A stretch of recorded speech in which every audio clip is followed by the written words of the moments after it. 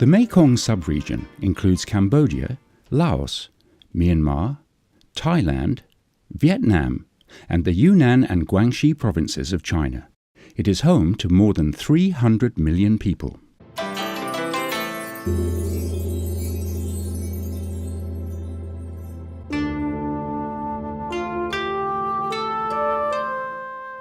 Over the last decades, millions of people have migrated between these countries and beyond in search of security and a better life.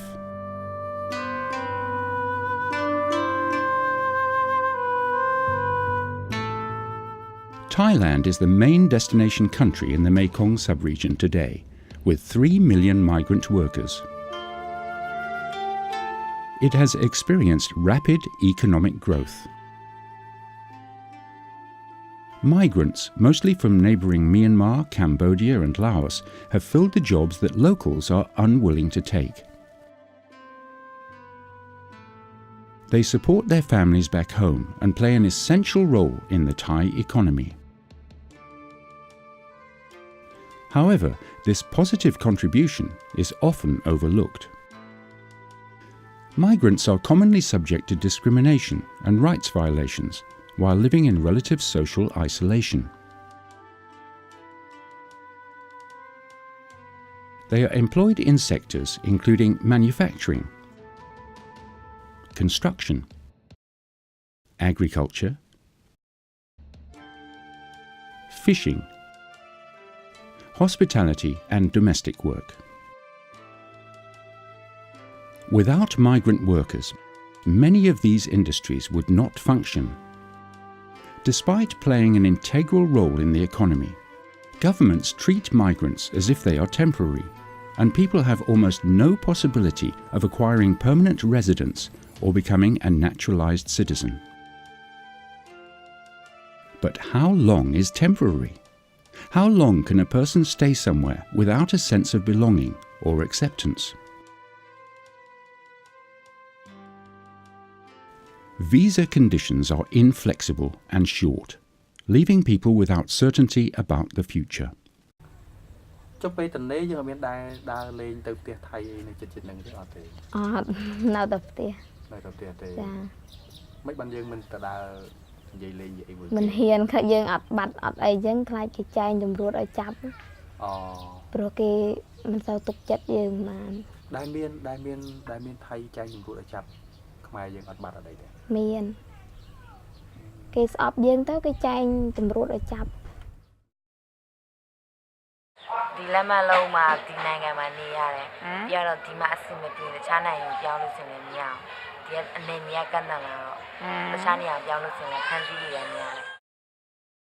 Millions of migrants live side by side with local communities, but not together. In many ways, they are isolated. Migrants are often excluded from state protections and public services. They lack awareness of their rights, not knowing how to claim benefits. Language barriers also contribute to migrants' feelings of isolation.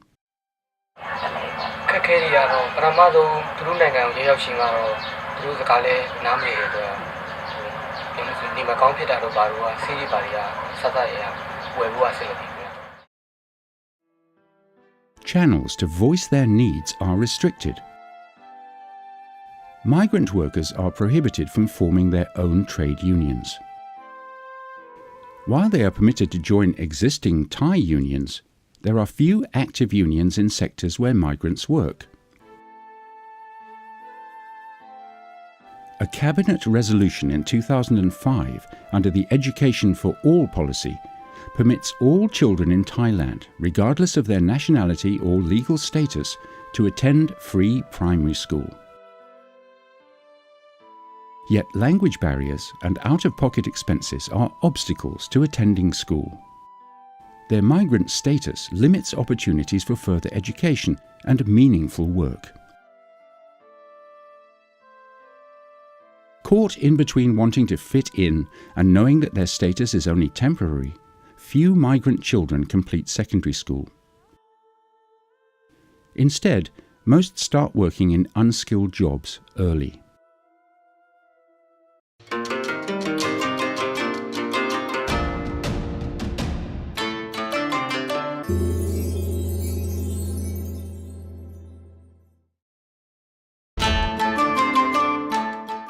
Focusing on the positive side of diversity, civil society organisations, many of whom are part of the Mekong migration network, have encouraged cultural exchange activities with traditional dance and food of both migrant and local communities. This breaks down barriers and provides an occasion for social interaction that would otherwise not exist. In some communities, migrants partake in merit-making ceremonies alongside Thais. Yet once the festivities are over, the two groups generally go their separate ways. Migrants from the Mekong also migrate out of the sub-region, for instance to Japan, where they face a similar situation. สไตล์ของญี่ปุ่นเขาจะดูถูกชาวต่างชาติคือเวลาทำงานด้วยกันนี้เขาจะเหยียดหยามเราเขาจะบ่นว่าให้เราจะด่าเราแต่ความที่เราได้มาแล้วไหนๆเราจะกลับตัวเปล่ามันก็คงเป็นไปไม่ได้เราก็อดทนแล้วก็ตั้งใจทำงานพอเราอดทนได้เราก็ถือว่าเราก็ชนะทุกสิ่งทุกอย่างแล้วก็ไปได้ด้วยดีเพื่อนฝูงอะไรก็จากที่เข้ากันไม่ได้แรกๆเราก็ใช้ความใจเย็นแล้วก็ความพยายามอดทนเราก็ได้ผลสำเร็จคือได้รับความร่วมมือแล้วก็เพื่อนฝูงก็รักใคร่สามัคคีกัน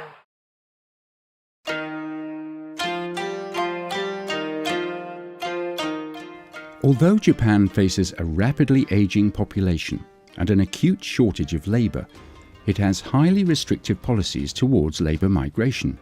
The country has not officially opened its doors to unskilled migrant labour.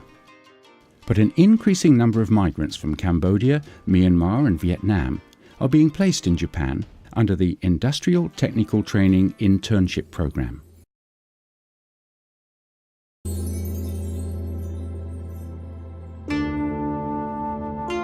Civil society organisations in Japan are reaching out to migrant communities and encouraging social integration by supporting language classes, cultural events and counselling to migrants. There are also limited but positive government initiatives. In 2006, the Ministry of Internal Affairs and Communications issued a policy guideline on multicultural coexistence. But implementation has varied. Some municipalities, such as the Kanagawa Prefecture, have established a quasi-government foundation to promote improved social services for migrants. Unfortunately, only a few local municipalities have taken such steps.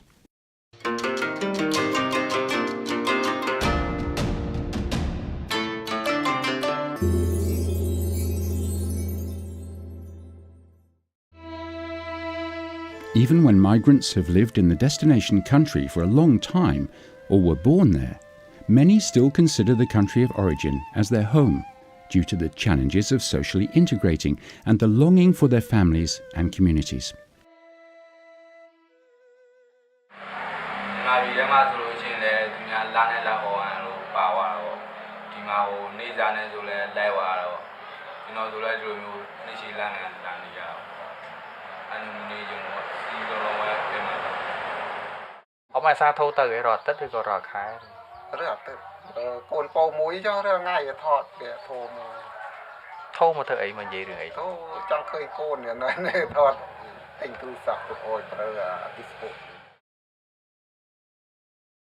Mochiron Birma ですね。自分のふるさと、あと親とずっと会ってないし、親とも会いたいし、ふるさとビルマに住みたいですね。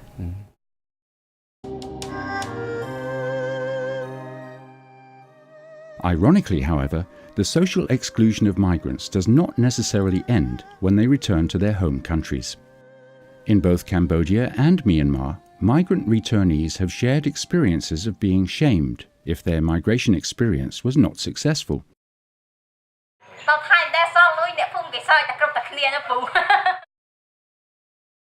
In Cambodia, if migrants return with health problems, their healthcare costs often become impossible to meet.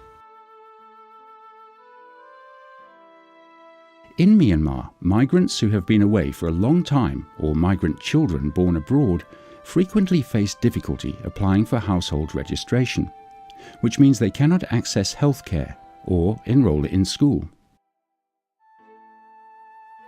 Sustainable livelihood opportunities continue to be lacking.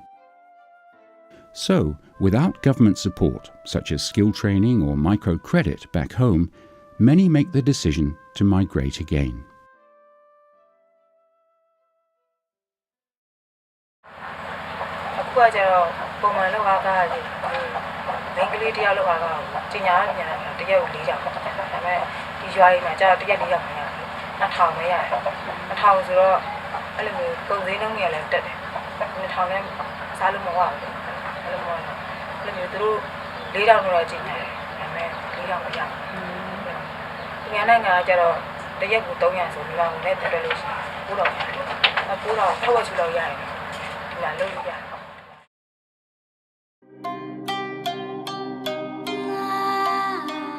It is important for us to try to understand why migrants are living in isolation in destination countries. Why is there such little effort from all concerned to improve their living conditions? Why is it so difficult for them to return home without having to migrate again?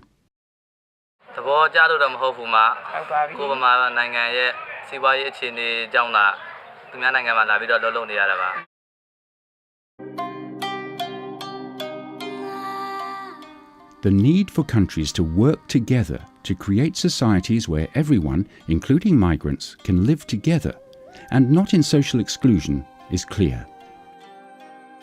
When we discuss migration, we must go beyond the idea of tolerance. Tolerance suggests that society should put up with others despite their differences. In this increasingly interconnected world, it is counterproductive to differentiate people in such a way. Instead, we should establish a society where everyone can live together equally. The goals of living together are clear: achieving peaceful neighborhoods at local, national, and regional levels, ensuring equal access to services, eliminating intolerance, marginalization, discrimination, and extremism,